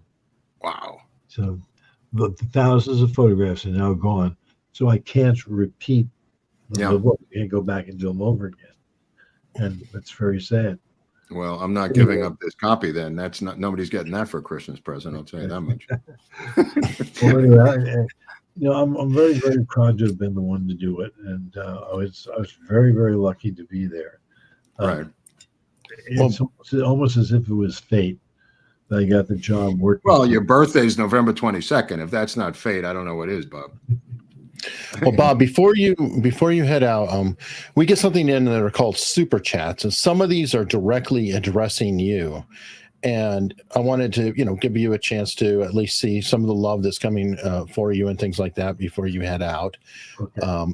Pamela Clifton here, who's a huge RFK Jr. fan, said to Robert Groden, I want to thank you for all that you've done to get the truth out about JFK assassination, especially showing the Zapruder film on TV in 1975. That started the ball rolling. Thank you, Pamela. It's very kind of you. Let me see. We have Kevin Rainey. It was such an honor to meet you on the Knoll, Mr. Groden. Thank you for signing your book for me, and thank you for the ticket. So grateful for everything you've done. Let me explain about the ticket. Thank you, Kevin. Some years ago, I acquired a small amount of tickets from the Texas Theater in 1963. Wow. Anyone who orders the book gets one of those tickets until they run out. Oh my God. It's a bookmark. Wow. And you've got the book. You didn't get it from me, so I was sending you. I got it through a third party dealer who didn't have the tickets. Did you have the ticket? No, I didn't get a ticket. Okay, well, we didn't know that we didn't know that we needed to go directly, but we're going to work that out, we'll Bob, to try to make it easier for everybody involved, so that way we can help you move a few more books. If you're going to be back in Dallas in November, bring the book with you, and I'll sign it for you. Oh, I hope definitely. Okay. I'm bringing all my books. I want you to I'll sign give you the ticket too. Oh, and I got a free ticket. There we go. All right. Let me see. Al Gonzalez. Yeah, Al Gonzalez is, he was there last November. He's a detective out of New York. And he's saying, Bob, is there any comment on Larry Rivera's groundbreaking research using the Zapruder film as a data stream instead of frame-by-frame film that shows it has been altered? Larry Rivera. How can I put this? What he presented is absolute idiocy. It's insanity. He's got the Zapruder film is fake because all you get to see is one Secret Service agent jumping on the back of the car when actually there were two. Oh, come on. That's like George Hickey story. Yeah, this is just absolute crap. And then he's got the Secret Service agent who's in the car, Roy Kellerman, ducking down. Well, he's actually just ducking down, but he's got him jumping out of the car. And it doesn't show that, therefore it's got to be faked. I have a gift for you, Bob, which I'm going to bring to Dallas in November. This is a Super 8 copy of a film called War is Hell that ran in the Texas Theater on November 22nd, 1963. Oh, be darned. This is my gift. That's what Oswald was watching when he was arrested. That's right. This is a Super 8 copy, which I'm going to give to you for your birthday. Oh, bless you. November 22nd, Bob. Amazing. Let me see. Packer Jack, absolute proof is a must own, a steal for $100. I credit Bob in my book, Where Was Skip? Does Bob still believe that 30-06 shell he owns from the records building roof was from 11/22? If so, was it a crimped Sabat or Sabat round? I don't know the word. No, it was an actual 30-06. I have it around here somewhere. I bought it from the fellow who found it, and it had been on the roof of the Dallas County Records Building when they were replacing the tar paper.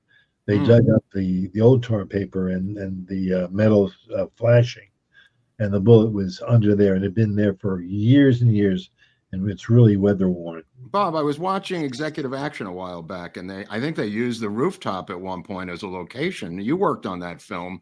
Do you remember the locations they used for the? They actually switched it from time to time. Right. We had a shot fired from the roof of the records building. Right. Yes, and that's for those of you who are familiar with it. If you're not, if you get the book, there's several pictures there.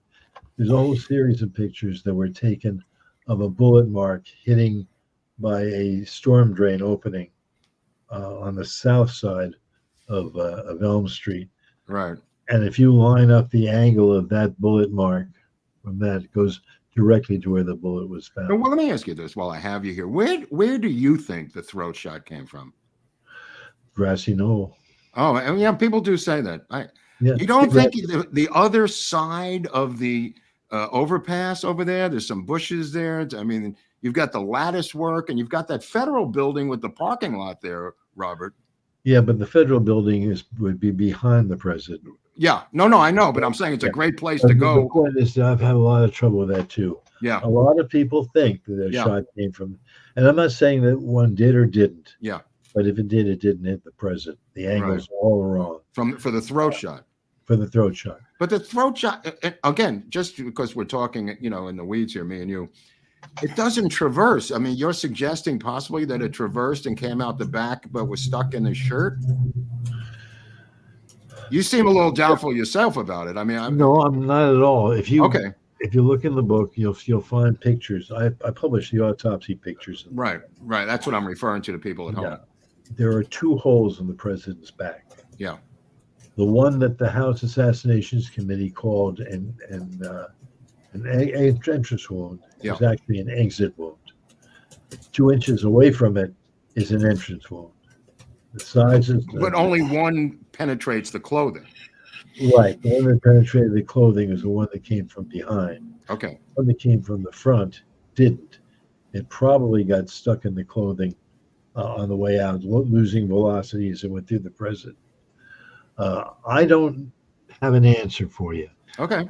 House Assassinations Committee, when they published Ida Dox's drawing of the rear of the president, she only took the exit wound and called it an entrance wound to make it sound like it came from the rear.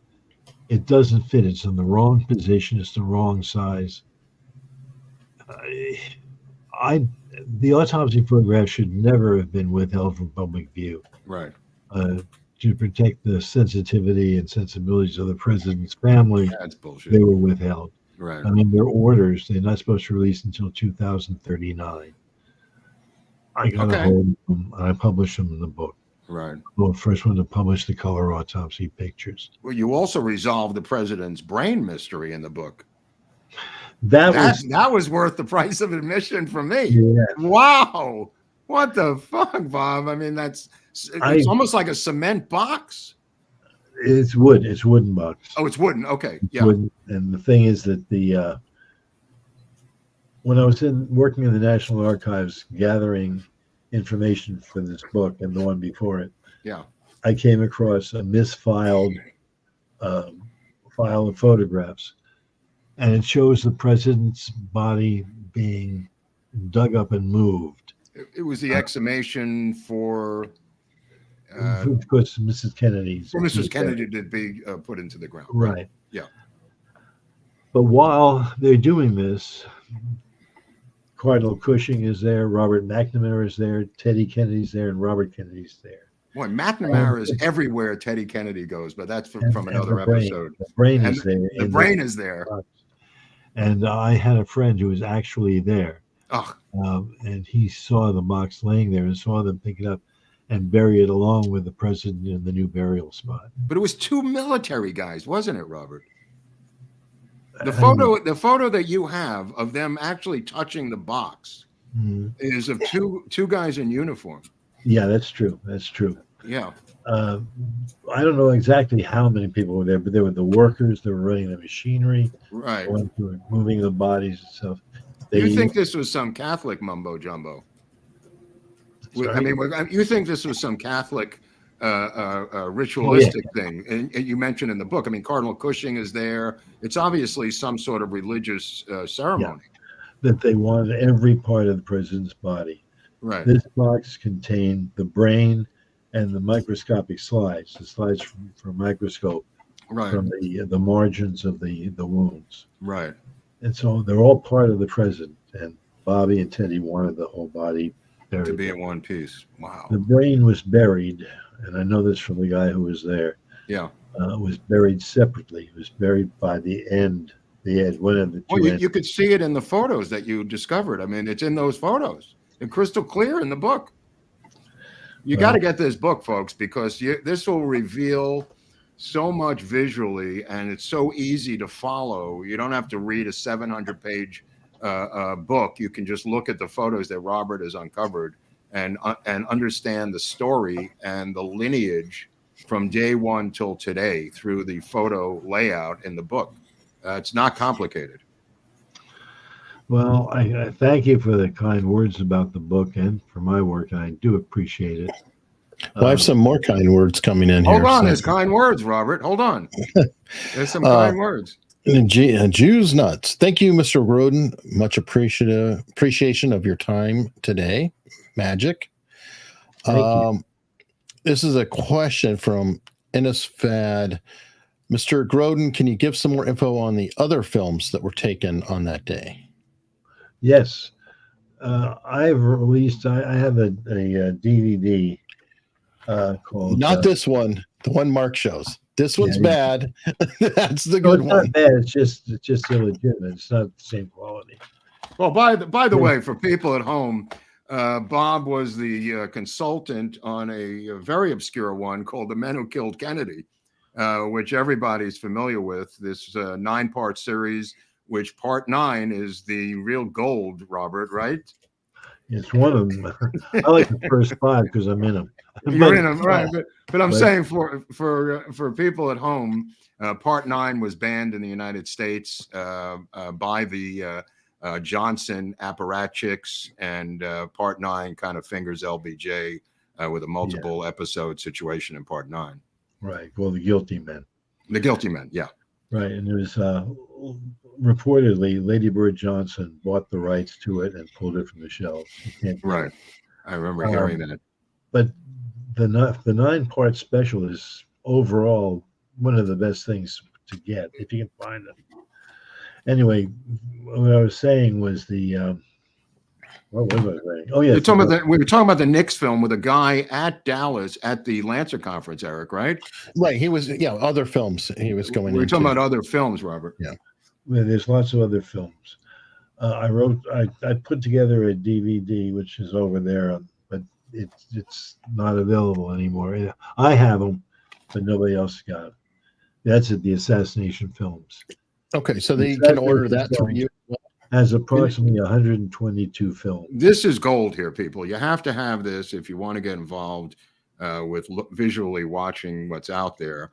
I think you can order this through Robert or through that email, possibly. Until I run out of them, yes. Okay, well, get them now while they're still alive. Well, these DVDs are not going to reproduce.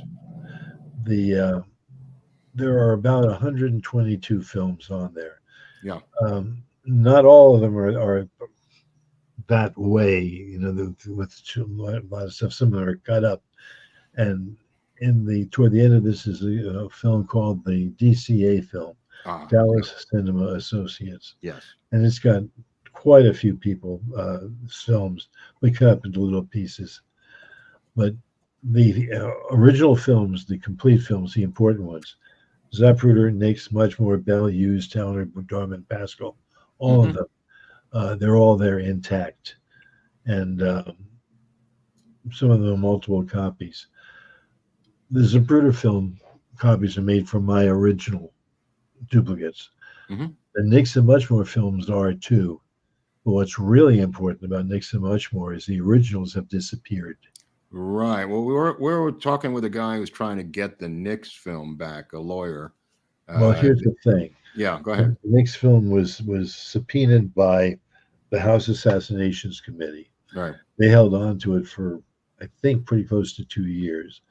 And they returned it to United Press International Television News that owned it. Mhm. It was signed for, they had it. Mhm. What I got from the inside is that a fellow who worked there, whose name I can't remember at the moment, but I think it was Reese Schoenfeld, had it put into a bank vault in New York, Nix and Muchmore, both of them. Went back, whoever the guy was who actually put it there, had a heart attack and died. Wow. Without telling anybody else which Wow. bank vault he had put it in. Oh my God. And that was back in 1979. Oh my God. And the thing is that they've disappeared. If nobody paid for the fee to keep the bank vault bank, going. they would have opened up the box and thrown And them away. toasted. Right. Well, we were my speaking with plan- someone who was on the trail of that. I don't know how successful he's been, but he said there may be some news coming out.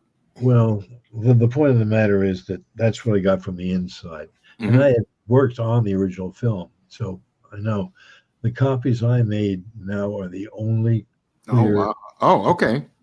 and okay. they're on the assassination films. Wow. But to answer his question, there's well over 100 pictures. I have a question. The DCA films, is that possibly where I saw them lowering the British Enfield from the roof? Yes. Thank you. Thank you. Some stuff I've forgotten. Thank you. I thought I couldn't find it. I'm looking for it. It's on here, right? Yeah. Uh-huh. Oh my God. Well, thank you. But Losing my mind over this thing. Such a short segment. Right. I couldn't find it. And thank you, Robert. I mean, people were saying I made it up, and I'm going, I gotta find this fucking thing. And, No, and it was found on the roof. It was a 30-06. thank you. And it was handed down on the. Wait. Hold it. Was it a fire British escape. Enfield 303 British Enfield or a 30-06? No, you're right. It's British. It was a 303 British Enfield. Okay, just to set the record straight. Thank you. Because there was a guy who owned one named Fraser who owned the exact same rifle, right, Robert? Fraser. He's a friend of ours. Okay, so he owned this exact same rifle, and I think they may have scared the shit out of him with the electric chair in Huntsville. They did. They threatened that if he didn't confess to being part of the conspiracy, they would fry him. Well, we're going to have to pick this up in Robert Groden Part 2 when we bring you. No, I'm serious, bro. Because this is a two-parter. We got a lot of stuff to talk about, and Eric got a lot of super chats. So go ahead, Eric. All right. Pat M., great to see Robert Groden on the show. We met last fall at Dealey Plaza. I have a signed copy of your book, 11/22/1963, being my 10th birthday. Without Robert, we still believe that Oswald shot the JFK to everyone's surprise. Thank you. Oswald did not shoot anybody. He didn't shoot President Kennedy. He didn't shoot Officer Tippit. He didn't shoot Governor Hunley. He wasn't there. When the shots were fired, he was on the second floor. I think we're going to have to work harder at it, or maybe people have to watch it a couple times. But I did a poll saying, do you believe the Zapruder film was altered? And unfortunately, I shut it off not that long ago. But by the end of it, everyone, a vast majority, still believe the Zapruder film was altered. This is Al Gonzalez, the detective. Hold on, let me see this thing here. Bob, respectfully, the chat poll here doesn't agree with your assertion the Z film was not altered. Oh, he's taking a poll. Okay. I put the poll up because that's the way I do that to generate. So there's maybe some more work to be done. I mean, obviously it's a strong narrative, and I know it's a strong narrative because I've seen it in emails and comments and many, many things. So if you present the wrong evidence, evidence in quotes, it's easy to be fooled by it. I know. And a lot of people who you'd think wouldn't be just are. Yeah. And because we've got the subject matter about the murder and cover-up of the death of the president, it becomes very easy to believe anything else that's even perhaps less important. But the thing is, when I wrote the absolute proof, I didn't spend enough time on the issues of the assassination because the photographic evidence of the Zapruder film proves that it's legitimate, but you create enough false evidence about it, and then it's easy to believe. And because we're dealing with a real conspiracy, the murder of the president, it's a lot easier to believe the other stuff. The point of the matter is that when I do either as a separate book, another book, or although I don't know if I have enough stuff for a 10th book or 9th book, but I've got to do something. You got to do something because, But I got to represent that the Zapruder film is real, and unaltered, except for the 2 cuts put in by Life magazine. Right. Well, there is the flipping that was printed in Life magazine too. The reversal. That wasn't quite that way. What it was the Warren Commission in volume 5 of their 26 volumes reversed 2 frames right at the time of the headshot. So it made it look like the president was going forward instead of backwards. Right. It wasn't Life magazine. It was the government. It was the government, or okay, I'm sorry, sorry. Government printing office. Right. Now Thompson's photo. His thing was in Look magazine. Josiah Thompson, the multiple assassin expose. I think that was in '67 or something. Back when, but it was a great book. By the way, Ting Thompson has 2 books that are great. The first one has been out of print forever. That's The Killing. That's 6 Seconds in Dallas. Yeah, that's another book which you should. I'll plug it for him because it's a great book. It's called Last Second in Dallas. That's the most recent one from last year. Right. Well, he's going to have to come on and plug his own books, Bob. I can't have you coming on plugging other guys' books. I got no problems with you. I can't have you plugging other authors. I think we're going to get John Newman on here soon. So maybe he's got something to plug. Who knows? But I want to help you out here. Go ahead. Roll through these. David Parsons, I'm from Dallas and was 18 then. I'm a firearms person and no way was the crappy Carcano involved. I remember shooting Oswald live on TV. Winning reality. Is there any truth to the Bill Cooper theory that the driver turned around and fired a shot? No. I don't buy it because it's too hard to cover up, but a lot of people do. So this is more for them than myself. The George Hickey one's my favorite, with the AR-15 shooting it from the car back of him. That's my favorite. So no, that's one of the more ridiculous theories. I can tell you about that one too. The people who wrote that book, Bonar Manager and Howard Donovan. Oh, Mortal Error you're talking about. Mortal Error. They came to my house to show what they had discovered. And I took out the Bronson film and showed them. Right. It didn't happen. Nobody stood up. Right. Nobody fired a shot. The Bronson film answers the whole thing. They just didn't have access to the Bronson film. Well, they did because I showed it to them. Right. I mean, their whole theory falls apart when you look at the They had written their book and gotten paid for it. Didn't want to return the advance money. Of course not. So they went ahead and they published it anyway, even though they knew it wasn't true. Right. I figure since the Secret Service agent had cancer, George Hickey. Yeah, George Hickey. They figured he wouldn't live long enough to sue them. Right. Well, there's a lot of that. There's a lot of that going around. All right. Well, Mel Bishop said it's fantastic stuff and is buying the book tonight. Good luck. You're going to enjoy it. David Parsons. How to get it. I have an email address that I put on the description, both here on YouTube and this other thing that we can't say on YouTube or we get spanked. We're going to talk offline though, Bob, because there's going to have to be an easier way to facilitate ordering, I think, for all involved, both for you and for them. I've got a couple ideas, but somebody wants me to move to Amarillo for some reason. David Parsons wants you to move to Amarillo. LBG closed our air base because we voted for the other guy. Damn, what a vindictive man. Shocking. BTK, do I get 2 theater tickets like Oswald and Ruby? That's interesting. Sure. Pinochet's helicopter tours. Mark may have already saved me from chasing the white rabbit, but Doug Horn, what do you make of his theories of Zapruder film being at? Well, we've talked about a lot in this. Yeah, we've talked about that quite a bit. It is shocking. And Paul Railsback with $9.99. Thank you very much. Thanks. We have one Rumble rant that I saw come through here. Let me find that. And it is how much info is lost in the dupe? And that is a good question. How much info is lost every time the Zapruder film is duplicated down the line? I know you talked about the quality of duplications and methodology. Okay. There are 3 methods of duplicating films, and this is 2 of them are just 1-to-1, which is contact printing and precision printing. The film touches the film, light is hitting, and makes a duplicate of that, and the wind of the film changes, becomes mirror image. The best way, the way that gives the least loss, is called optical printing. It uses an optical printer, which is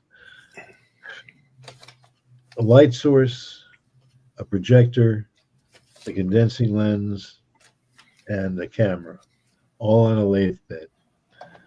The lens sharpens the image, keeps it sharper. It's much sharper than the contact printing. Optical printing is the least amount that's lost. When you make a copy of a film, especially on the ways of the contact or precision, the light scatters. It doesn't remain as sharp. There's something called D-max. D-max is the black, dark areas of the film. They tend to block in, and you tend to lose all the detail in there. One of the sadnesses about the Nix film is that when we did the work on the film, which was originally overexposed slightly, when we lowered the density to make the president's skin tone natural and everything else, it's fine, it's beautiful, except the stuff that's in deep shadow on the knoll blocked in, became like there is somebody up there, and you can see him just for a moment. But I pleaded with UPITN and other people. Nobody would let me do it. I wanted to do the film over again and lighten it up, just force light into it so we can see what's going on up there. Unfortunately, the film's gone. Well, maybe not. It might be back someday, according to some sources. Great. But then I got to worry about them letting me work on it. Right. That's a separate issue. But there are people, according to the people I spoke to, who are closing in on it. So we'll talk about that offline, maybe in Dallas when I get back there. All right. We got 4 more super chats, and then we're going to close out and head to locals. Paul, there will be a Groden part 2, people. Was the rifle scope ever checked to see if it was properly sighted in? It was checked. It was not. The FBI had to dismount the scope, put in 3 metal shims, and then reattach it in order to test fire it. Interesting. It was. Let me ask something, Bob. Did he have a revolver in the Texas theater? They said he did. I know. It's questionable whether he really did or whether they just planted it on him. I don't know. I don't know. Yeah. Interesting. All right. They certainly didn't have an automatic. That's for sure. Yeah. Arthur L. Massicato. What's R? I think rubles? it's Russian. We're getting rubles from Russia now. That's great. I think so. So cool. Pat M. Watching Tucker last night. He was interviewing Felix Rodriguez. He said Fabian Escalante was the second shooter. Any thoughts on this? I think Mark and I are going to be talking about him offline. Barnes also sent that saying we may want to cover Felix on AUS. Interesting. So Felix, the killer of Che Guevara. Yeah, Felix. We'll call him Felix the Sketchy Cat. Felix, the Sketchy Cat killer of Che Guevara. GG Evan 317. Were all the tickets speeding tickets, Bob, or did they try charging you for public indecency for bare-assing the Dallas police at their own job? That's pretty funny. What is the ticket for? Selling? Oh, it was for selling, not having a permit that didn't exist, right, Bob? Exactly. There are no permits. They don't. There's no drink. permits. There's no requirement for it, but they ticketed me for it anyway. It's just harassment. It's all. Yeah. They got me for anything they could. Selling on private property, selling private property, selling on public property, selling without a permit, which didn't exist. Yeah. One time was the most ridiculous one of all. As I was leaving the plaza, we stopped at the red light on the corner of Elm and Houston, and they stopped me for illegal parking with the motor running. And it just went on and on. There was Wow. The thing is, every time I had to do it, I had to get a lawyer. Where is the federal lawsuit at this time? We won it. Oh, okay, all right. So that was settled. That was settled. That was settled. Okay. And the thing is that it was settled twice. Once against the city, once against the Sixth Floor Museum. Very good. Very good. All right. Last question, then we'll go to locals. Why didn't they destroy the Z film? Why even let it get out? Thank you. That's my whole point. They could destroy the film. They cut it twice. They could have cut out the headshot completely. Yeah. But they didn't. You're talking about Life magazine. Yeah, Life magazine, right? Yeah. Or perhaps somebody else in between. Or Jackson, who was the publisher. Yeah. Well, anyway, that's a very, very legitimate point. That's a point that I bring up all the time. To what purpose? If they'd have cut it at the moment of the headshot when the prisoner is thrown backwards, it would help them. By leaving that intact, if they were to do something else, there's no logical answer as to why they would have cut it or how. They say, well, maybe they want to cut out the fact that the car stopped. It didn't stop. Zapruder, Nix, much more Bronson, all show the car moving and never stopping. If they fake one, they'd have to fake all the others and fake them exactly the same way. They didn't even have them all. Okay, you're right. You're talking about how many films were shot that day. They didn't have possession of all of them. Right. And Zapruder was aggressive. Let's face it. He wasn't a rube, Bob. The FBI said they wanted it. He said, "Go to hell." Right. And they had shotguns. They had shotguns in their hands. Yeah. They showed up at his office in the. This is one sharp rag merchant, huh, Bob? Yeah, schmata. One tough schmata salesman. Yeah. Well, let's see if we can get Bob to have dinner with his wife, and then we'll go over to locals and take some other questions without Bob, and then we'll bring back Bob for another episode where we're going to get into the weeds more. Like we didn't get into enough weeds this time, but we're going to get into further weeds in Bob 2, The Reckoning, which we'll have in the near future. Okay. All right. It's been a pleasure, and I thank you so much for your support. Oh, dude, we wouldn't exist if not for you. And thank you very much. And everybody, we're going to continue out, and we'll see you on Locals, unstructured.locals.com. Remember, you can be a member for free. We'll see you momentarily. Okay. No.